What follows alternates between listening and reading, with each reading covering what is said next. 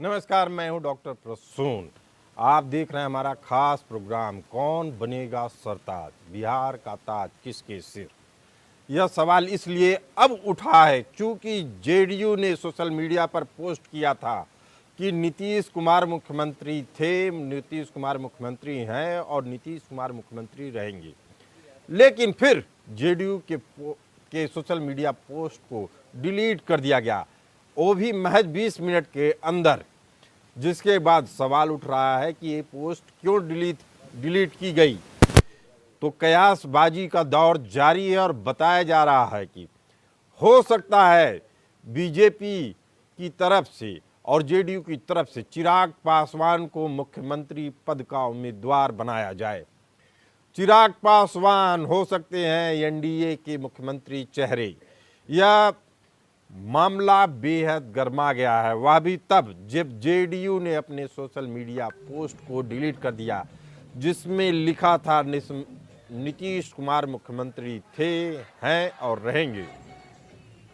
हालांकि पूरे बिहार में जश्न की तस्वीरें आ रही हैं और कहा जा रहा है यह जीत एनडीए गठबंधन की है, जिसके बाद कयास लगाए जा रहे थे कि मुख्यमंत्री पद के दावेदार नीतीश कुमार ही हैं, वही मुख्यमंत्री बने रहेंगे। लेकिन जेडीयू ने जिस तरीके से अपना ट्वीट डिलीट किया उसके बाद कई सवाल खड़े हो रहे हैं। आंकड़ों की देखें तो आपको बता दें कि बिहार में चुनाव में जो रिजल्ट आ रहा है, चुनाव आयोग की वेबसाइट के हिसाब से रिजल्ट आ रहा है, उसमें बीजेपी को 94 सीटें मिलती दिख रही हैं। बीजेपी को अब तत्काल में 95 सीटें मिलती दिख रही हैं और जनता दल यूनाइटेड को 82, लोक जनशक्ति पार्टी रामविलास पासवान जिसके नेता चिराग पासवान है उसको 20 सीटें मिलती दिख रही हैं। अगर बीजेपी और चिराग पासवान की पार्टी को मिला लिया जाए तो यह आंकड़ा 115 पहुंचता है। उसके बाद हम हिंदुस्तानी अवाम मोर्चा जिसके 5 विधायक चुन के आने की संभावना है और राष्ट्रीय लोक मोर्चा जिसके 4 विधायक चुन के आने की संभावना है, यह आंकड़ा अपने आप में माइनस नीतीश कुमार की जनता दल यूनाइटेड माइनस करके भी सत्ता में आती दिख रही है बीजेपी। यानी बीजेपी के लिए तो खुशी की बात है, लेकिन जेडीयू की यह जीत क्या जीत रहेगी, इस पे तमाम सवाल खड़े हो रहे हैं। और यह तब हो रहा है जब खुद जेडीयू ने अपनी पोस्ट को डिलीट कर दिया है जिसमें कहा गया था कि नीतीश कुमार मुख्यमंत्री थे, हैं और रहेंगे। इसके बाद यह पोस्ट 20 मिनट बाद डिलीट किया गया। बिहार विधानसभा चुनाव के लिए मतगणना जारी है। बीजेपी नेतृत्व वाला एनडीए जहां एक और भारी जीत की ओर बढ़ रहा है, वहीं विपक्षी गठबंधन इस बेहद रोमांचक चुनावी मुकाबले में दूसरे पायदान पर है। सूबे के सबसे लंबे वक्त तक मुख्यमंत्री रहे नीतीश कुमार अपने कार्यकाल को आगे बढ़ाने के लिए तैयार हैं। वहीं बिहार विधानसभा चुनाव 2025 राष्ट्रीय जनता दल के लिए दुस्वप्न साबित होने जा रहा है। ये चुनाव आरजेडी के सबसे खराब प्रदर्शनों में से एक साबित होने जा रहा है। राष्ट्रीय जनता दल न सिर्फ इस चुनाव में फिसड्डी साबित हुआ है, बल्कि खुद तेजस्वी यादव के लिए भी अपनी सीट बचानी मुश्किल हो रही है।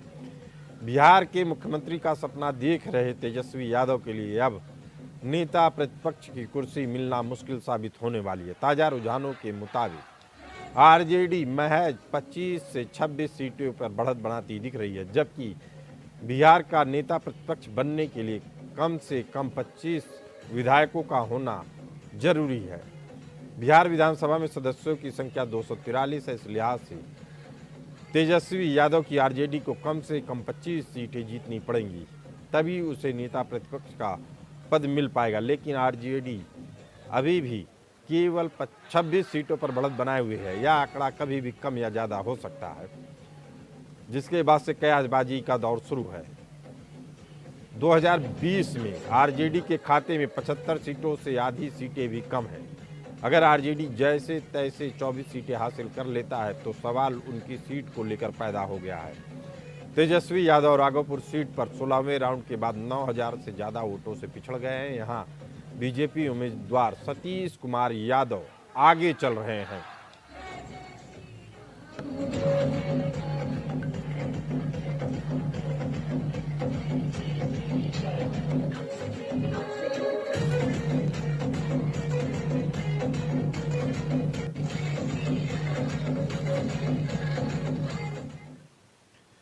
और एक अपडेट देना चाह रहे हैं, बिहार चुनाव में रुझानों में एनडीए की सुनामी आई हुई है। रुझानों में एनडीए 206 सीटों तक आगे बढ़ रहा है। रुझानों में बीजेपी को अगर चुनाव आयोग की वेबसाइट के हिसाब से माना जाए तो 95 सीटों पर बढ़त मिल चुका है, जबकि जनता दल यूनाइटेड को 82 सीटों पे, राष्ट्रीय जनता दल को 25 सीटों पे और लोकतांत्रिक जनशक्ति पार्टी को 20 सीटों पे बढ़त मिली हुई है। ओवैसी की एआईएमआईएम को 6 सीटें, हिंदुस्तान अवामी मोर्चा को 5 सीटें, राष्ट्रीय लोकतंत्र मोर्चा को 4 सीटें, कांग्रेस को 3 सीटें मिलती दिख रही हैं। वहीं सीपीआई एमएल, सीपीआई को एक सीट मिल रही है। बहुजन समाज पार्टी को भी 1 सीट मिलती दिख रही है। यानी पूरी तरीके से वामपंथियों का भी सुपड़ा साफ हो चुका है, कांग्रेस का सुपड़ा साफ हो चुका है, जन सुराज वाले प्रशांत किशोर का भी सुपड़ा साफ हो चुका है। इस तरीके से साफ है कि अगर सुनामी किसी की दिख रही है तो वह एनडीए की। लेकिन बड़ा सवाल है कि कौन बनेगा सरताज, किसके सिर पर सजेगा मुख्यमंत्री पद का ताज।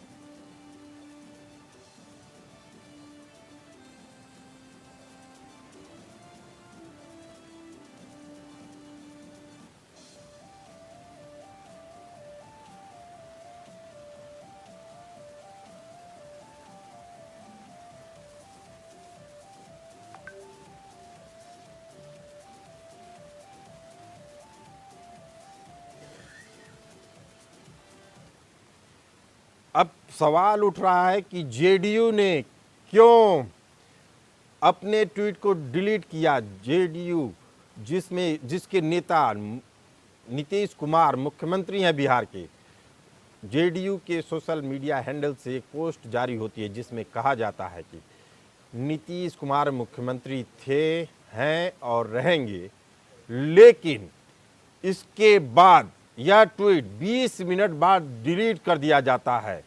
जिसके बाद यह सवाल उठ रहा है कि क्या जेडीयू भी मुख्यमंत्री पद से अपनी उम्मीदवारी छोड़ रही है। और चूंकि जेडीयू के ही ट्विटर हैंडल से यह पोस्ट डिलीट की गई है, तो जिसमें लग रहा है कि नीतीश कुमार की भी मौन सहमति है। आपको बता दें कि अगर मुख्यमंत्री पद को लेकर कोई सवाल उठ रहा है या दूसरे उम्मीदवार की बात हो रही है, तो वह चेहरा चिराग पासवान के तौर पे सामने आ रहा है।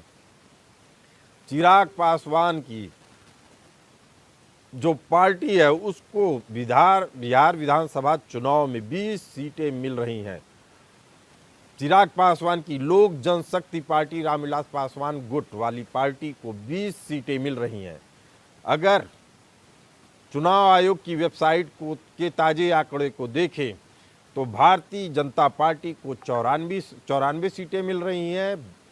लोक जनशक्ति पार्टी रामविलास पासवान को 20 सीटें मिल रही हैं। यह आंकड़ा अगर दोनों को मिला लिया जाए तो 214 तक पहुंच जाता है। इसमें हिंदुस्तानी अवाम मोर्चा जिसको 5 सीटें मिल रही हैं, राष्ट्रीय लोक मोर्चा जिसके नेता उपेंद्र कुशवाहा हैं उनको 4 सीटें मिल रही हैं। इन 7 सीटों को मिला लिया जाए तो यह आंकड़ा 222 तक पहुंच जाता है, जिसके बाद माइनस जेडीयू भी बीजेपी सरकार बनाने के लिए तैयार होगी। और जेडीयू ने इस कवायद को समझते हुए मुख्यमंत्री पद से अभी तत्काल में नीतीश कुमार की दावेदारी को लेकर चुप्पी साध ली है। हालांकि पहले मैसेज दिया गया था कि नीतीश कुमार ही मुख्यमंत्री थे, हैं और रहेंगे। आपको बता दें कि अब जो आंकड़े आ रहे हैं बिहार के, विपक्ष की राजनीति से ज्यादा सत्ता पक्ष की राजनीति मायने रखेगी। सत्ता पक्ष की राजनीति इस कारण मायने रख रही है चूंकि जेडीयू ने खुद अपने ट्विटर हैंडल से x.com से वह ट्वीट डिलीट कर दिया जिसमें नीतीश कुमार को मुख्यमंत्री बताया गया था और कहा गया था कि वह मुख्यमंत्री थे, हैं और रहेंगे। लेकिन इस पोस्ट को जेडीयू ने खुद डिलीट कर दिया है।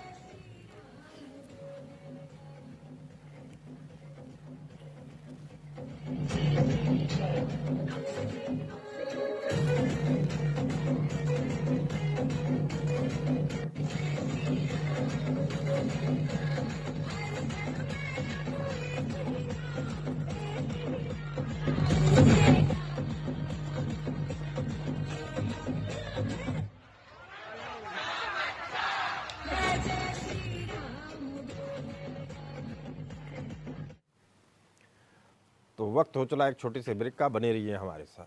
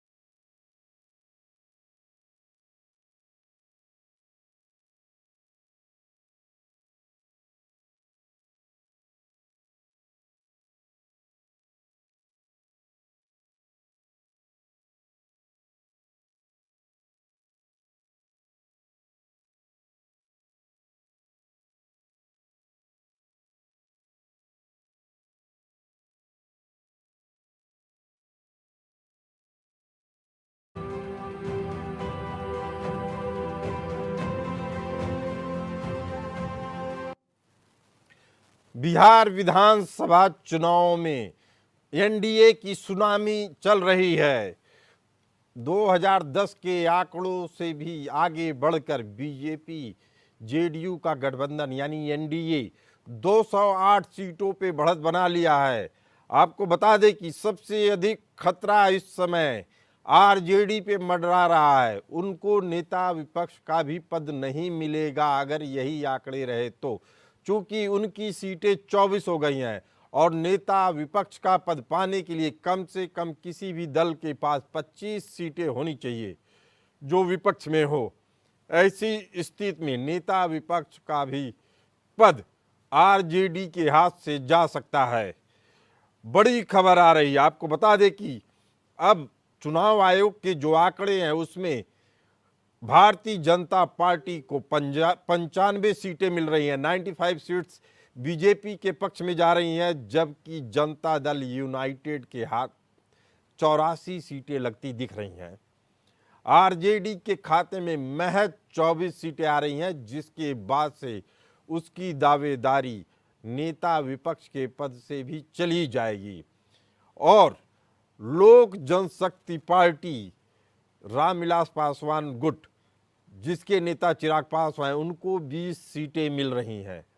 आपको बता दें कि अभी थोड़ी देर पहले जेडीयू के सोशल मीडिया पोस्ट पर एक पोस्ट डाली गई थी जिसमें कहा गया था कि नीतीश कुमार मुख्यमंत्री थे, नीतीश कुमार मुख्यमंत्री हैं, नीतीश कुमार मुख्यमंत्री रहेंगे।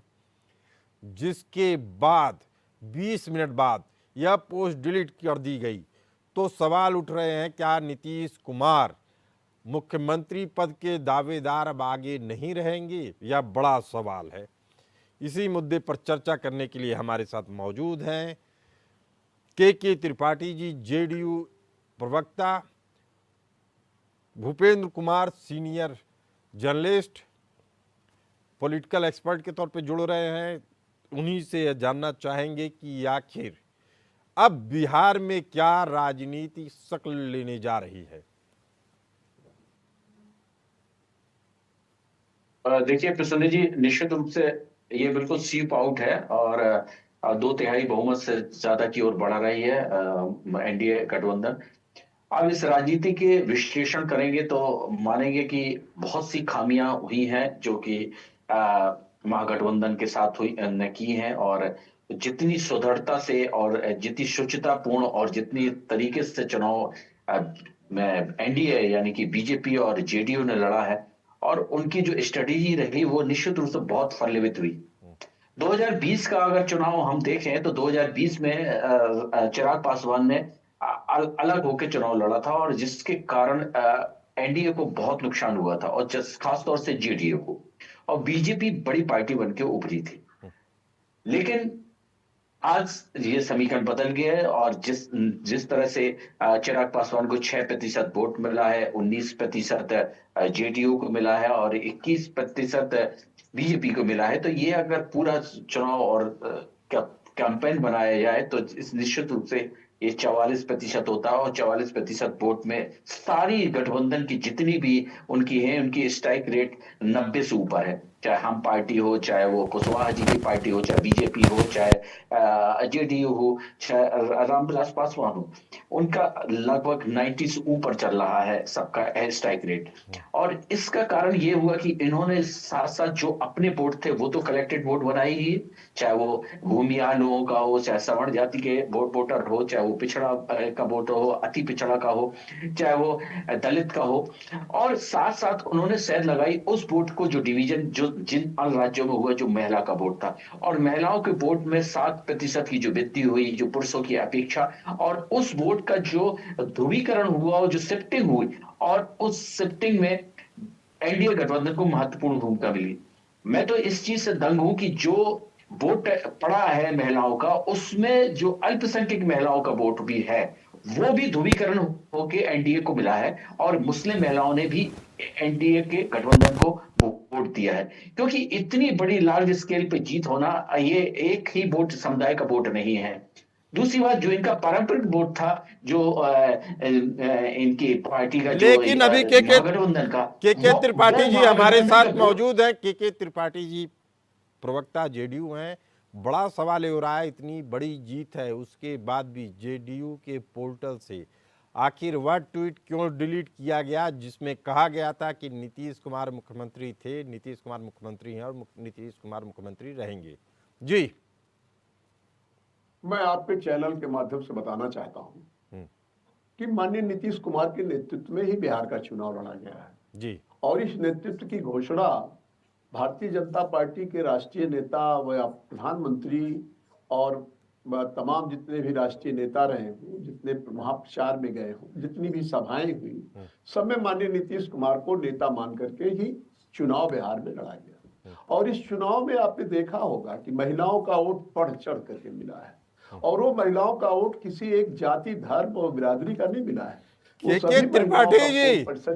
त्रिपाठी जी, मेरा सवाल केवल इतना है कि इस बात से तो कोई इनकार ही नहीं कर रहा है कि नीतीश कुमार जी ही मुख्यमंत्री बनने वाले थे, लेकिन चूंकि ये ट्वीट आपकी ही पार्टी द्वारा डाला गया था, फिर आप ही की पार्टी द्वारा डिलीट कर दिया गया। यह साधारण बात नहीं है। नहीं, देखिए ट्वीट इसलिए डिलीट कर दिया गया, उसके पीछे एक थीम है। जब कोई गठबंधन का पूरा जब नतीजा आ जाता है, उसके बाद ही हम उस पर चर्चा करते हैं। अभी तो बेईमानी होगी ना, अभी तो फुल एंड फाइनल रिपोर्ट तो आई नहीं है। जब तक चुनाव हो रहा, उसके रिजल्ट नहीं आ रहे, जब तक इलेक्शन कमीशन उसकी घोषणा नहीं कर देता है, तब तक कोई भी ट्वीट करना, कोई भी उस पे संवैधानिक फैसला करना उचित नहीं होता है। इसलिए संविधान को ध्यान में रखते हुए उस ट्वीट को अलग कर लिया गया है। जब तक कोई घोषणा, जब तक इलेक्शन कमीशन ना कर दे, कभी कभी तो उलटफेर हो जाता है चुनाव के रिजल्ट में, इसलिए इस पे सावधानी बरती गई। इस पे कोई दो राय नहीं है। माननीय नीतीश कुमार थे, हैं और रहेंगे। चलिए भूपेंद्र कुमार जी, यह ट्वीट डिलीट किया गया, क्या नीतीश कुमार की बिना सहमति के डिलीट किया गया होगा? उनके प्रवक्ता जिस तरह से बता रहे हैं, वो जल्दबाजी ने किसी का हैंडल कर दिया होगा। और क्योंकि ये हाँ, क्योंकि मुझे ये लगता है कि जो बीजेपी और उनके गठबंधन का जो मुख्य पार्टी है, और जिस तरह से उनकी जो बातें होती हैं, जो समन्वय हो के बिना समन्वय के उन्होंने कर दिया होगा, इसलिए उसको हटाने के लिए कहा गया होगा। और ये समन्वय के बिना नहीं हो सकता, क्योंकि निश्चित रूप से कोई भी कदम उठाएंगे, कदम उठाएंगे, अगर आपकी बात मान ली जाए भूपेंद्र जी, अगर आपकी बात मान ली जाए तो बीजेपी के अंदर भी ये दमखम क्यों दिख रहा है? उसके पीछे शायद कुछ आंकड़े हैं। जैसे बीजेपी के पास इस समय 94-95 सीटों के आगे पीछे हो रही है। अगर 94 भी मान लिया जाए और लोक जनशक्ति पार्टी रामविलास पासवान की 20 सीटों को जोड़ दिया जाए तो 114 का आंकड़ा पार होता है। और हिंदुस्तानी अवाम मोर्चा सेकुलर, उसके 5 कैंडिडेट चुनाव जीतते नजर आ रहे हैं। ऐसे ही राष्ट्रीय लोक मोर्चा उपेंद्र कुशवाहा वाली पार्टी के भी 4 लोग हो रहे हैं, यानी मांझी उपेंद्र कुशवाहा, जितना मांझी उपेंद्र कुशवाहा भी मिल जाएं अगर इस 4 लोग, तो आराम से सत्ता का जो जादुई आंकड़ा है वो टच कर लेंगे माइनस जेडीयू के इस भयंकर आंकड़े के बावजूद। शायद इसी कारण से जेडीयू को अपना ट्वीट डिलीट करना पड़ा। भूपेंद्र जी, नहीं, ये राजनीति परिवेश देखिए, ये राजनीतिक चश्मे से मत देखिए भाई, समन्वय की बात है ना, गठबंधन है। अरे मैं ये कह रहा हूं त्रिपाठी जी, आपकी बात बिल्कुल सही है, लेकिन ये चूंकि आप ही की ओर से आया था ट्वीट, अगर नहीं डिलीट करते तब भी कोई फर्क नहीं पड़ता था। अभी डॉक्टर भूपेंद्र जी ने बड़ी अच्छी बात कही भाई। ये जो गठबंधन से जब हम चुनाव में गए हैं और गठबंधन के द्वारा ही वो तय होना है, तो इसमें कभी इतनी जल्दी ट्वीट करना वो अच्छी बात नहीं है। वो किसी ने कर दिया होगा, बहरहाल उस पर मैं ज्यादा रिएक्शन देने की स्थिति में नहीं हूं, लेकिन ये गलत बात है कि जब तक वो समन्वय की बात, जो निर्णय होगा सामूहिक निर्णय होगा, और उसके बाद ही कोई चर्चा होगी उस पर। अभी तो रिजल्ट फाइनल आया ही नहीं भाई। लेकिन जो रिजल्ट आ रहा है, रुझानों में जो दिख रहा है, वह 2010 के ऐतिहासिक आंकड़े को भी पार करता नजर आ रहा है। इतनी बड़ी जीत की उम्मीद, ये तो मैं बहुत पहले से आपके चैनल पे भी कहता रहा, अन्य चैनलों पे कहता रहा कि हमारी पार्टी का जो स्ट्राइक रेट होगा वो कल 80% सीटों से ज्यादा होगा, 80% से ज्यादा होगा। ये मैं बहुत पहले से कहता चला रहा हूं एज ए प्रवक्ता। चलिए, लेकिन अब बड़ा सवाल उठ रहा है आरजेडी की मान्यता को लेकर। आरजेडी 24-25 में फंसी हुई है, रुझानों में 24 सीटों पे कभी आगे दिखती, कभी 25 पे। अगर 25 तेजस्वी जी खुद ही चुनाव हार रहे हैं, अगर पीछे चल 24 सीटों पे रहे तो इनको विधानसभा के अंदर नेता प्रतिपक्ष का पद भी नहीं मिलेगा। ऐसे हालात नहीं मिलेगा। ऐसे हालात तो भूपेंद्र कुमार जी किसी ने नहीं सोचे होंगे। नहीं सोचा, हम भी नहीं सोचे थे, विपक्ष में रह के भी है। बिल्कुल सही बात। निश्चित रूप से ये बिल्कुल अचंभित राजनीति है, लेकिन उसके महत्वपूर्ण, आप तो अभी नेता एलओपी की बात कर रहे हैं, अभी तो इनको अपना गठबंधन बचाने, क्योंकि उनके जो लालू जी के दोनों चुनाव हार रहे हैं, एक तो हार ही गए हैं, तेज प्रताप जी तो हार ही गए। तो अब ये स्थिति बनेगी कि अब अपने कुनबे को संभालना, उस जो महागठबंधन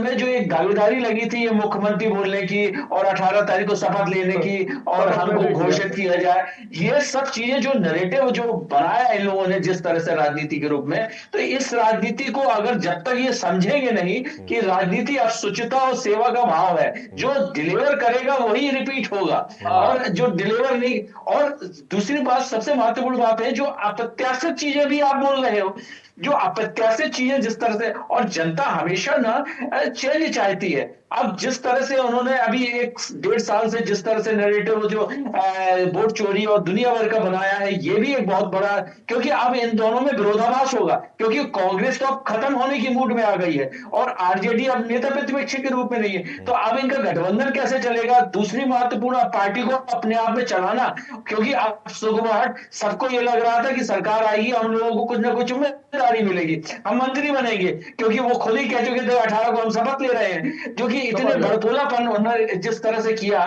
तो ये सब चीजें अब उनकी राजनीति की स्थिरता और राजनीति में वो क्या रोल निभा पाएंगे, अब इनको ये तय करना पड़ेगा, क्योंकि अब उसके पूरे कुनबे में सन्नाटा पसरा हुआ है। अभी कल तक तो देखिए किस तरह से बोल रहे थे, अब वो पूरा महागठबंधन इस तरह से अपनी बैकफुट पे आ गया है कि अब वो राजनीति के साथ साथ अब ये समझिए कि ये 23 और 24 जो अभी है, या हो सकता कुछ बढ़ जाए या घट जाए, जो भी हो, लेकिन जो स्थिति बनेगी उस कुनबे को अब संभालना भी बहुत बड़ी जिम्मेदारी सबसे पहले वो रहेगी, क्योंकि अब जो अभय जी, सत्ता से बहुत भूपेंद्र जी, जो आप बात कह रहे हैं वो बहुत बड़ी बात कह रहे हैं कि अब तो नेता प्रतिपक्ष की बात छोड़िए, अब तो कुनबा बचा लीजिए, वही बड़ी बात है। लेकिन सवाल है कि कुनबा बचाने की जिम्मेदारी किसकी होगी। कांग्रेस तो अब महज 2 सीटों पे आ रही है, 60 पे लड़ी थी, 2 सीटें पा रही है। अब ऐसे हालात में चुनाव आयोग के आंकड़े बताए जा रहे हैं, तत्कालिक वाले जो दिए जा रहे हैं, चुनाव आयोग के आंकड़े के हिसाब से कांग्रेस को महज 2 सीटें मिल रही है, 243 सीटों में से केवल 2 सीटें। अब कांग्रेस के अंदर क्या आप एक नए सुनामी का कोई जरिया देख रहे हैं? देखिए प्रसन्न जी, पत्रकारिता के क्षेत्र में हम लोगों ने बहुत कांग्रेस को कवर किया है, बहुत सी चीजें देखी हैं और चुनाव भी देखे हैं उनके, लेकिन जो चुनाव अभी तक वो लड़ते चले आ रहे हैं और जिस तरह से वो लगातार हार रहे हैं, उनकी कोई स्ट्रेटेजी पता नहीं चलती है। चुनाव से पूर्व जब तक हम देखते हैं, अभी बिहार के चुनाव में ही आप देख लें, बिहार के चुनाव में चुनाव से पूर्व अच्छा महागठबंधन आगे चल रहा था, उनकी तेजस्वी जी की लीडिंग अच्छी चल रही थी, लेकिन जैसे ही चुनाव प्रारंभ होता है वो लोग इस तरह से प्रचार प्रसार करते हैं, इस तरह से अपने स्टेटमेंट देते हैं, क्योंकि जब तक राजनीति जिस परिवेश में, जिस भौगोलिक और जिस धार्मिक परिवेश में और जिस जनमत के हिसाब से हो रही है, उसका अगर मर्म नहीं समझेंगे तो आप काम नहीं कर सकते। और मैं ये मानता हूं कि राहुल जी इससे बहुत कोस दूर है।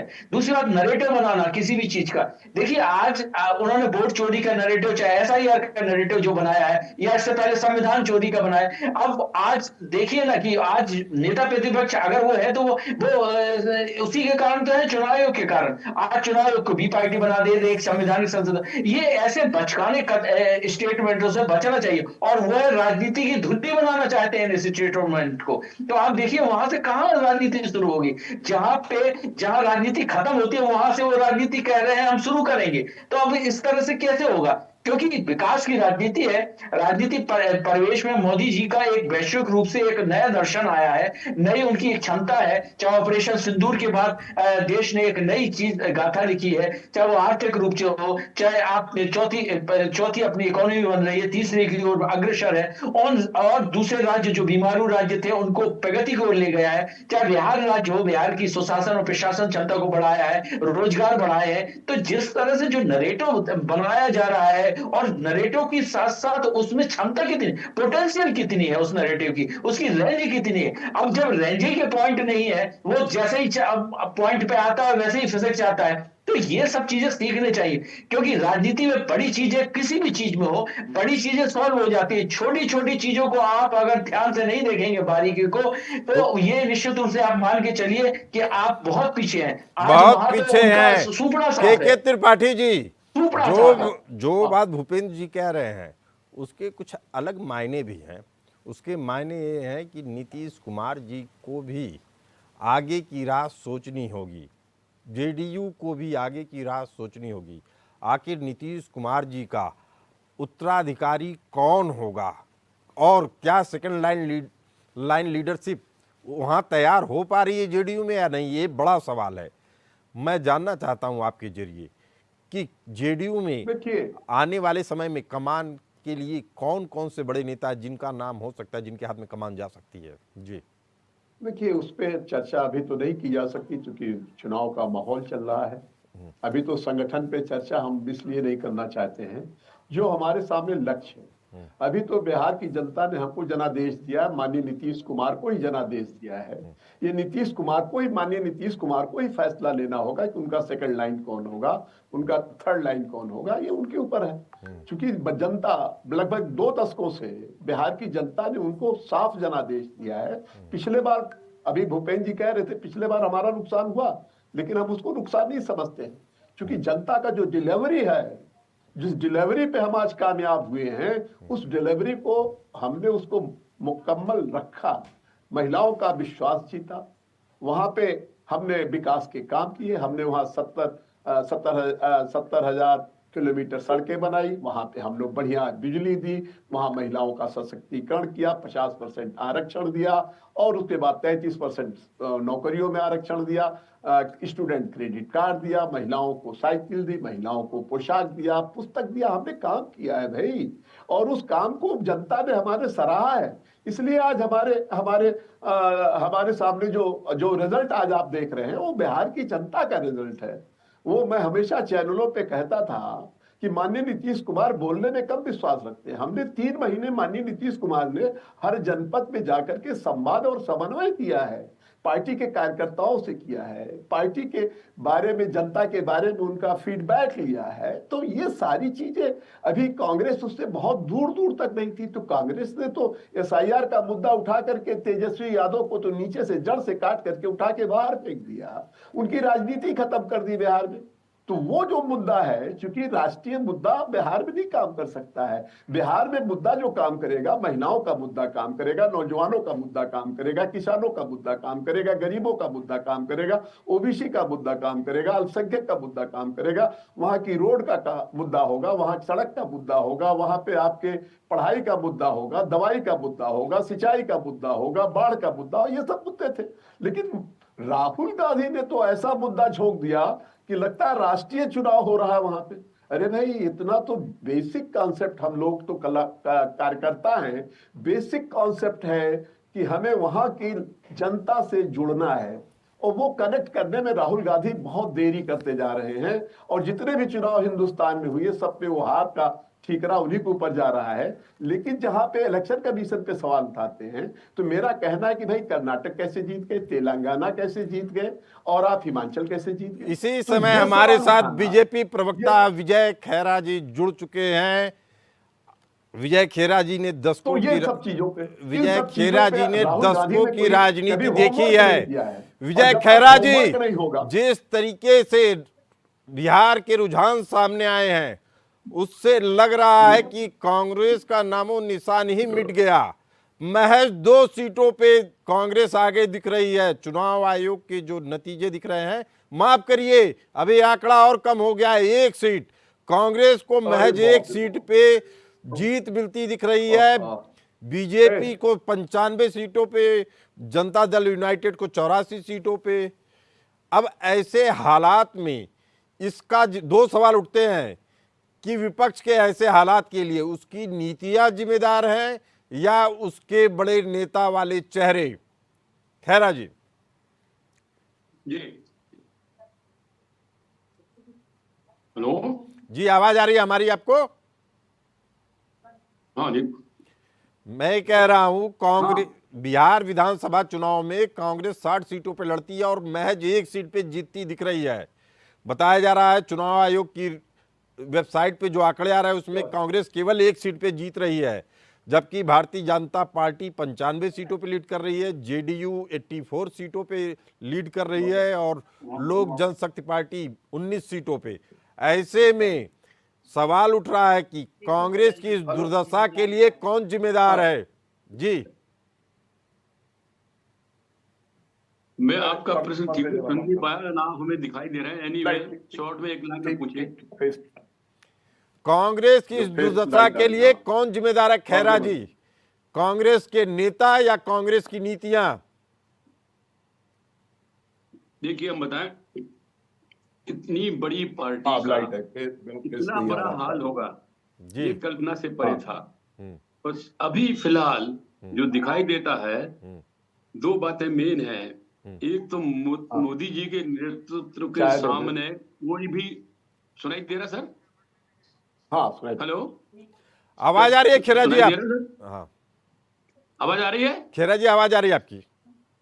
हाँ, मैं तो एक तो मोदी जी के नेतृत्व के सामने पूरे विश्व का कोई नेता नहीं टिक रहा, सब बौने हो रहे हैं। फिर राहुल गांधी जैसा आदमी जो दिन भर एक बार हर दिन में 20 उठपटांग बातें करते हैं, लोग उसको सीरियसली ले ही नहीं रहे। अभी कोई कह रहे थे कि कर्नाटक कैसे जीत गए, तो फलाना कैसे जीत गए। एक तो पार्टी है, दूसरी बात है हमेशा एक ही पार्टी हर जगह नहीं जीत सकती है। कई स्थानीय कारण होते हैं, कई नेतृत्व के कुछ और कारण होते हैं, बहुत सी वजह होती हैं। कहीं कहीं पर बेमतलब में नाराजगी होती है, कभी गुमराह हो जाते हैं। जैसे लोकसभा में इन्होंने क्या कि संविधान बदल देंगे, रिजर्वेशन खत्म कर देंगे। उनका एक प्रचार दुष्प्रचार जो चला वो चल गया थोड़ी देर के लिए, लगातार तो नहीं चलेगा। अब आप राहुल गांधी जी की ये भाषा अगर होती है, Narendra surrender, is it easy an member of parliament, is a सुरक्षा पर्सन। आप तो किसी को नहीं बोलना चाहिए इस तरह जिस तरह इसने बोला है। और ये प्रधानमंत्री के नरेंद्र सरेंडर, यानी ऐसी तुकबंदी कर रहे हैं आप। ऊपर से आप एक मुद्दा उठाते नहीं जनता का, ऐसा नहीं गलतियां हमसे न होती हो। कोई चलाएगा 100% कभी किसी को नहीं कर सकता, चाहे कुछ भी कर ले।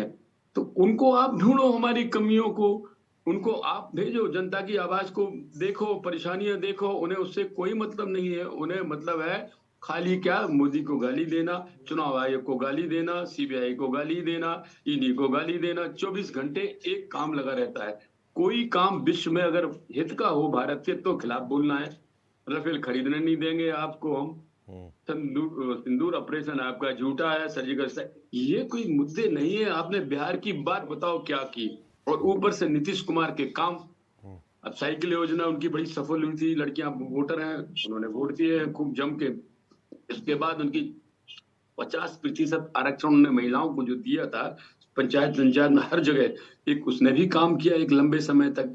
तीसरी बात उनकी इमेज थी। मैंने एक 10-12 दिन पहले एक लेख लिखा था उदय इंडिया में, मंगल राज वर्सेस जंगल राज, नीतीश का मंगल राज और यादव कंपनी का जंगल राज परिवार का। तो मैंने ये उसमें प्रमाण सहित कई बातें थी और आपने भी देखी होंगी कि आखिर एक जनता कब तक बर्दाश्त करती है। वो नहीं चाहते कि दोबारा वो वसूली का राज आए, अपहरण का राज आए। अभी उन्हीं के एक सांसद ने ये बोला था कि राबड़ी दीदी जी के समय जब वो मुख्यमंत्री थे, उनके घर से ही अपहरण का जो है सारा का सारा ऑपरेशन होता था, वहीं से चलता था सारा तंत्र। ये बोलना कोई हंसी मजाक नहीं है। फिर पार्टी का सबसे बड़ा मुखिया जिसके बेटे को आप मुख्यमंत्री के लिए आगे बढ़ा रहे हैं, वो मुखिया सजा आपका सुप्रीम कोर्ट से का। जनता अंधी है क्या? बिल्कुल ऐसा नहीं होता। आप थोड़ा बहुत जातिवाद चला लोगे, धर्मवाद चला लोगे, लेकिन बराबर आप ये नहीं चला सकते हो। मुखिया अंदर सजा आपता ना आप तय करोगे, वो बेईमान है नाम करेंगे, फाइनली तो सुप्रीम कोर्ट ही तो करेगा। घोषित कर दिया उनका बेटा राहुल गांधी उसे नेता बना रहा है जो 9th फेल है। मोदी जी की डिग्री पे सवाल उठाते हैं और खुद की उस आदमी को जो 10वीं पास नहीं है उसे मुख्यमंत्री के लिए आप तैयार कर रहे हैं, उसकी ताजपोशी के लिए जा रहे हैं। क्या जनता ने ये देखा नहीं होगा? काम भी देखा होगा उनका भी और यहाँ का भी। यहाँ हमारे नीतीश जी की जो सरकार चली उनके नेतृत्व में, उसके काम, उसकी शराबबंदी के लिए लेके बैठ गए। सब वो ट्रक पकड़ गया, वो 20 बोतलें पकड़ेंगे, वो 10 बोतल गाड़ी में थी, एक फलाना एक आध। ये कोई तरीका है? अरे भाई, पूरी नशाबंदी भी करने के बाद ये तो होगा ही। 2-4 शराब इन बॉर्डर से ले आएंगे, कोई नीचे से ब्लैकमेल करेगा। 24 घंटे पूरे बॉर्डर के ऊपर प्रदेश पर पुलिस थोड़ी लगी रहेगी। पर इसका मतलब ये नहीं है कि वो उनकी स्कीम फेल हो गई। गांधी जी ने जो स्कीम चलाई थी शराबबंदी की, आराम से वो बताओ। सब हुई है बिहार में। झगड़े बंद हो गए, मार कुटाई बंद हो गई, औरतें सुखी हो गई, लड़के पी के ज्यादा नहीं आते, बच्चों को पीने का मौका नहीं मिलता, स्कूल के बच्चों को। नहीं तो आते थे, बियर ठोक दी रास्ते में, दुकान खुली मिली पैसे। ये सब शराबबंदी के भी फायदा उनको हुआ है। और महिलाओं ने जमकर वोट दिया। जिस दिन वोटिंग में महिला आगे निकल गई थी, उसी दिन तय। और ऊपर से वोट चोरी। अब देखिए साहब, एक बात इस समय हम जरूर बोलना चाहेंगे कि 60 लाख 70 लाख जो भी वोट हटे हैं, उससे तय हो गया है कि कम से कम 30-35 लाख वोट इनके नकली डला करते थे। उनका खेल खत्म। जो आदमी मर गए, वोट बनाए हुए थे, वहां चलाए जा रहे थे धंधे पानी में। परिवार जाके सबके डाल आता था, 2 आदमी 10 लोगों के। जो बाहर चले गए हैं काम धंधे से, बिहारी लोग बाहर भी बन गए। जो वोटर वो यहाँ बने के बने रह गए। तो उनको डुप्लीकेट वोटर को हटाना जरूरी था। बांग्लादेश दुनिया भर के आप जो भर लाए दूसरी जगह से, उनका भी खेल खत्म हो गया। अब ये वार्निंग है बंगाल को, वार्निंग है बंगाल के लिए। यही हाल होगा। 10, 20, 12 2 अंकों में सिकुड़ जाएंगी ममता जी। क्योंकि जनता देखने के बाद तब फिर उसको इम्प्लीमेंट भी करती है। आज बिहार विधानसभा चुनाव में रुझानों में आपको फिर बता दें कि एनडीए की सुनामी आई हुई है। आंकड़े बेहद तेजी से बढ़ रहे हैं एनडीए के पक्ष में। अब जो आंकड़े आ रहे हैं वह 205 से लेकर 209 के बीच में घूम रहे हैं और पूरी तरीके से एनडीए बिहार में छा गई है। रुझानों में बीजेपी को 94 सीटें, जेडीयू को 83 सीटें पे आगे बताया जा रहा है। महागठबंधन रुझानों में 27-28 सीटों तक सिमट गई है। 16वें राउंड के बाद तेजस्वी यादव भी तकरीबन 10,000 वोटों से पीछे चल रहे हैं। आपको बता दें कि जिस तरीके की नौबत आ रही है वह दिखा रहा है कि किस तरीके से बिहार की जनता ने महागठबंधन को सिरे से नकार दिया है। चुनाव आयोग की वेबसाइट के अनुसार बीजेपी को 95 सीटें मिल रही है।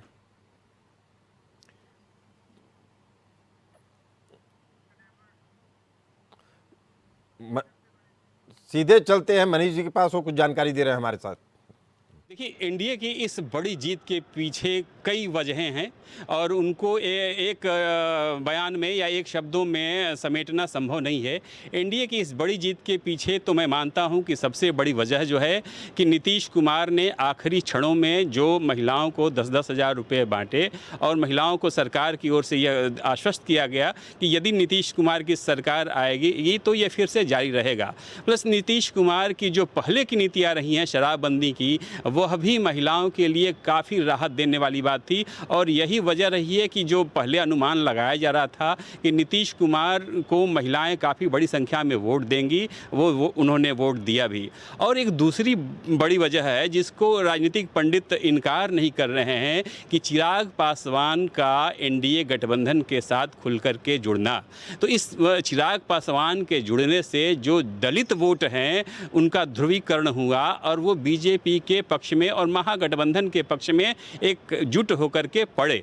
और इसी वजह से कई राजनीतिक पंडित यह कयास लगा रहे हैं कि क्या चिराग पासवान बीजेपी के लिए एक महादलित चेहरे के रूप में उभरेंगे, क्योंकि कुछ ही दिनों में, कुछ ही महीनों में यूपी में भी चुनाव होने वाले हैं और बीजेपी को एक सशक्त महादलित चेहरे की आवश्यकता पड़ेगी। और जिस तरीके से चिराग पासवान की पार्टी का इतिहास रहा है वो काफ़ी अच्छा रहा रहा है और इनकी जो जनता में महादलित में पैठ है, और न सिर्फ महादलितों में बल्कि अन्य वर्गों में भी इनकी पैठ है, वो इनकी सहमति का दायरा बढ़ाती है। और इसी वजह से हो सकता है कि बीजेपी और एनडीए गठबंधन को बिहार में इस बार बम्पर रुझान जो है सामने उसके फेवर में आ रहे हैं। जनता दल यूनाइटेड की सोशल मीडिया साइट x.com से एक पोस्ट डिलीट किया गया जिसमें कहा गया था कि नीतीश कुमार मुख्यमंत्री थे, हैं और रहेंगे, लेकिन ये पोस्ट खुद जेडीयू ने खुद डिलीट कर दिया। इसके क्या मायने हैं मनीष जी? देखिए, ये रुझान जो है ये एक बहुत बड़ी चीज़ है बीजेपी के लिए भी, महागठबंधन के लिए भी और एनडीए गठबंधन के लिए। ये रुझान बहुत कुछ कहते हैं। इन रुझानों ने एक साफ संदेश दिया है कि जनता में अभी महागठबंधन को लेकर के भरोसा उतना पैठ नहीं पाया है और उनका भरोसा एक बार फिर से एनडीए गठबंधन को गया है। इस रुझानों से कई लोगों को काफ़ी निराशा हुई है। वहीं एनडीए गठबंधन में काफ़ी खुशी की लहर है कि एक बार फिर से नीतीश कुमार, तो एक बार ऐसा फिर लगता है कि नीतीश कुमार ही सरकार को फिर से अपनी सरकार को दोहराने जा रहे हैं और तेजस्वी के लिए और ये पूरे महागठबंधन के लिए एक बहुत बड़ा झटका है। यह बिहार की जनता के लिए भी एक संदेश है कि बिहार की जनता ने उन पर भरोसा जताया है जिन्होंने बिहार की जनता को वादे किए और उन वादों को पूरा भी किया है। हालांकि महागठबंधन की ओर से भी एक बड़े वादे किए गए थे, लेकिन जनता ने उन वादों पर भरोसा नहीं जताया।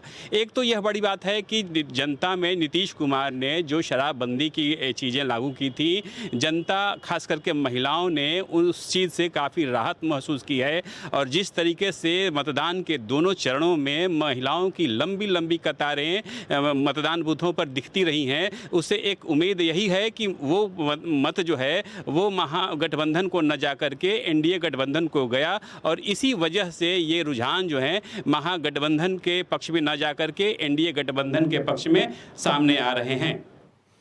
एनडीए की इतनी बड़ी जीत के पीछे मनीष जी क्या कारण लगते हैं आपको?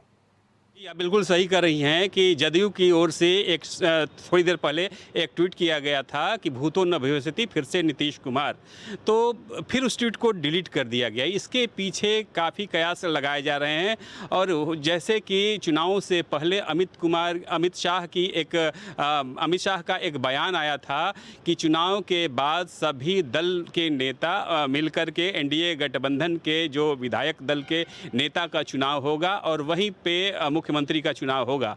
हालांकि इस बात को महागठबंधन की ओर से काफ़ी उछाला गया और फिर बाद में एनडीए गठबंधन की ओर से यह साफ किया गया कि नहीं, हमारे चेहरा जो होंगे वो नीतीश कुमार ही होंगे। लेकिन इस ट्वीट के किए जाने के कुछ ही क्षणों के बाद जो डिलीट कर दिया गया है उसको लेकर के फिर से वो कयास उभर के सामने आ रहे हैं कि क्या नीतीश कुमार ही मुख्यमंत्री बनेंगे।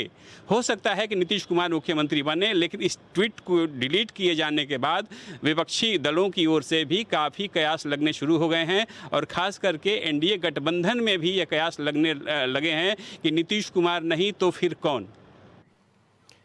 यानी चुनाव के बाद भी सरगर्मी जारी रहेगी। अब विरोध महागठबंधन से नहीं, अंदरूनी राजनीति से होगी, एनडीए की अंदरूनी राजनीति से। यानी नीतीश कुमार भले से ही मुख्यमंत्री बन जाएं, लेकिन उनको सबको साथ लेकर ही चलना होगा। शायद इस गठबंधन का मतलब भी यही था। क्या मैं सही कह रहा हूं? जेडीयू प्रवक्ता हमारे साथ मौजूद हैं के त्रिपाठी जी। के त्रिपाठी जी, नीतीश कुमार गठबंधन का धर्म निभाया है और ये मुझे जब गठबंधन बना था, एनडीए का जो नींव पड़ी थी वो माननीय जॉर्ज फर्नांडीज ने रखी और लंबे अरसे तक समता के साथ गठबंधन था। समता के बाद जदयू के साथ गठबंधन हुआ और उस गठबंधन को थोड़े समय के लिए इधर उधर जरूर हुआ है, लेकिन ज्यादातर समय जो है समन्वय की बात जहां रही है वो हमारा एनडीए इंटैक्ट रहा है। एनडीए में विश्वास था और माननीय नीतीश कुमार ही गठबंधन के नायक थे। बिहार की जनता को जो आज इतनी बड़ी सफलता जो बिहार की जनता ने माननीय नीतीश कुमार को वोट देकर दिया है, वो उसके पीछे उनका काम, वो विकास का काम है, चाहे वो सड़कों का काम हो, चाहे वो महिलाओं के आरक्षण का काम हो, चाहे शराबबंदी का काम हो, चाहे बिजली का काम हो, चाहे एयरपोर्ट का काम हो, चाहे विश्वविद्यालय महाविद्यालय की बात हो, चाहे वो आपके हमारी नौकरियों में आरक्षण की बात हो। ये सारे सवाल जो वहां बिहार में उठने चाहिए था, जो उनका जनता के प्रति जो जवाबदेही थी, वो तो इनकम्बेंसी कहीं हमारे दूर दूर तक तो नहीं थी। अगर इनकम्बेंसी होती तो हम तो बहुत पीछे हो जाते। चलिए, कहीं लेकिन incumbency एक बात तो आई साफ है कि कौन बनेगा सरताज वाले इस कार्यक्रम में साफ है सुबह से ही कि ताश तो केवल एनडीए गठबंधन नीतीश के को। सिर पे लगने जा रहा है। आप सभी मेहमान इस खास चर्चा में, आप सभी का बहुत बहुत धन्यवाद। चलते रहिए हमारे साथ।